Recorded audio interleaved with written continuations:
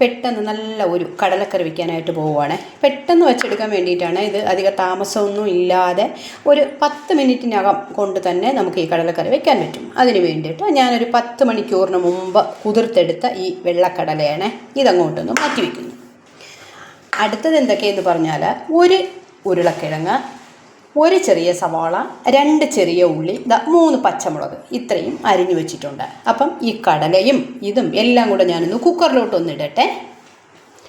ഒരു ചെറിയ കുക്കർ എടുത്തിട്ടുണ്ട്. ഈ കടല അതിലോട്ടൊന്ന് ഇടുവാണ്. അരിഞ്ഞു വെച്ചിരുന്ന സവാളയും ഉരുളക്കിഴങ്ങും ചെറിയ ഉള്ളിയും പച്ചമുളകും എല്ലാം കൂടെ ചേർത്തിട്ടുള്ളതൊന്ന് ഞാനൊന്ന് ഇതിലോട്ട് ഇട്ടിട്ടുണ്ട്. ഇനി കുറച്ച് ഉപ്പും 1.5 ഗ്ലാസ് വെള്ളവും കൂടെ വച്ചിട്ട് ഞാനിതൊരു 5 വിസിൽ കേൾക്കുന്നത് വരെ ഒന്ന് വേവിച്ചെടുക്കട്ടെ. അത് കടലയും ബാക്കി സാധനങ്ങളും കൂടെ വെന്ത് വരുമ്പം നമുക്കൊരു കൂട്ടുണ്ടാക്കി വയ്ക്കാം. കൂട്ടുണ്ടാക്കാൻ വേണ്ടിയിട്ട് 1.5 സ്പൂൺ മുളക് പൊടിയും മല്ലിപ്പൊടിയും, കാശ്മീരി മുളക് പൊടിയും മല്ലിപ്പൊടിയും കൂടെ വറുത്തത് 1.5 സ്പൂൺ, ഒരു 1/2 സ്പൂൺ മല്ലിപ്പൊടി, കുറച്ച് മസാല എല്ലാം കൂടെ ചെറുതായിട്ട് തുരുതുരാ ഒന്ന് പൊടിച്ച് വെച്ചിട്ടുണ്ട്, വറുത്ത് പൊടിച്ച് വെച്ചിട്ടുണ്ട്, അല്പം മഞ്ഞൾപ്പൊടി, ഇത്രയും കൂടെ ഇട്ടിട്ട് ഇത് വെന്ത് കഴിയുമ്പോൾ ഇതിന് അതിലോട്ടൊന്ന് തട്ടാവേ. 5 വിസിലൊക്കെ കേട്ട് കഴിഞ്ഞ് നമുക്കിത് വെന്തോ എന്നുള്ളത് ഒന്ന് നമുക്ക് പതുക്കെ ഒന്ന് തുറന്ന് നോക്കാം. ഓക്കെ, അപ്പോൾ ഒരു 1/4 ഭാഗം വെന്തിട്ടുണ്ട്. ഇനി നമ്മളിതിൽ ഈ കൂട്ടെല്ലാം ഇടുന്നതിന് മുമ്പായിട്ട് ഇതിന്ന് കുറച്ച് ഒരു 2 സ്പൂൺ കടല ഒന്ന് മാറ്റി വയ്ക്കുവാണേ. കടല മാത്രമായിട്ട് എടുത്ത് മാറ്റി വയ്ക്കുവാണേ. ഇത്രയും കടല ഒന്ന് മാറ്റി വെച്ചിട്ടുണ്ട്. എന്നിട്ട് നമുക്ക് ഈ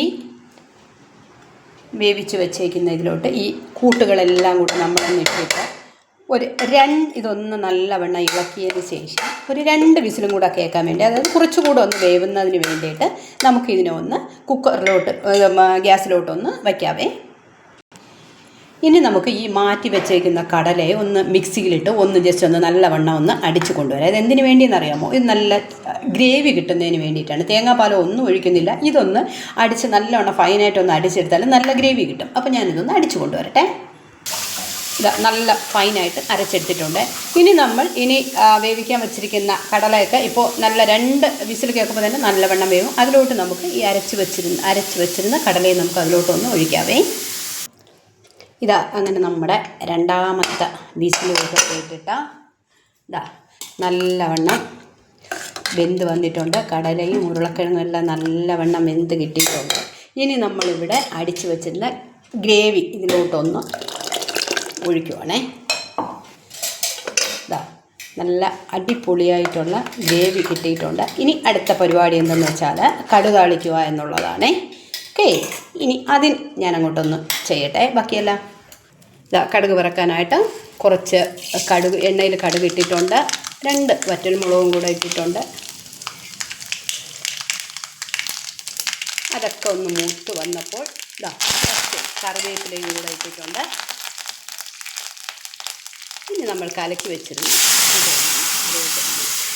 ഒഴിക്കുവാണേ. അതൊന്ന് തിളക്കട്ടെ.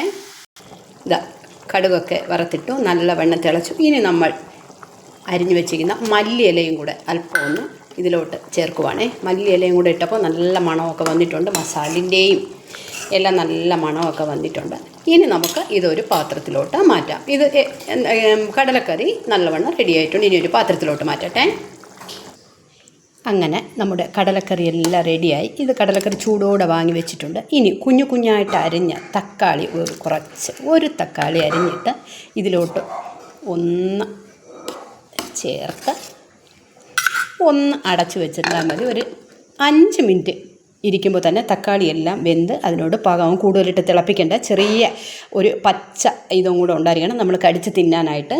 അങ്ങനെ നമ്മുടെ കടലക്കറി റെഡി ആയിട്ടുണ്ട്. ഓക്കെ, ഹോട്ടലിൽ നിന്ന് വാങ്ങുന്ന അതിനെക്കാട്ടിലും ടേസ്റ്റിൽ, അതുപോലെ ഹോട്ടലിൽ നിന്ന് വാങ്ങുന്നതിൽ പല കാര്യങ്ങളും ചേർത്തിരിക്കും. പക്ഷേ ഇതിൽ ഒന്നും ചേർക്കാതെ നമ്മൾ വീട്ടിലുണ്ടാക്കുന്ന കടലക്കറി കണ്ടോ അടിപൊളിയായിട്ടിരിക്കുന്നു. Okay, by.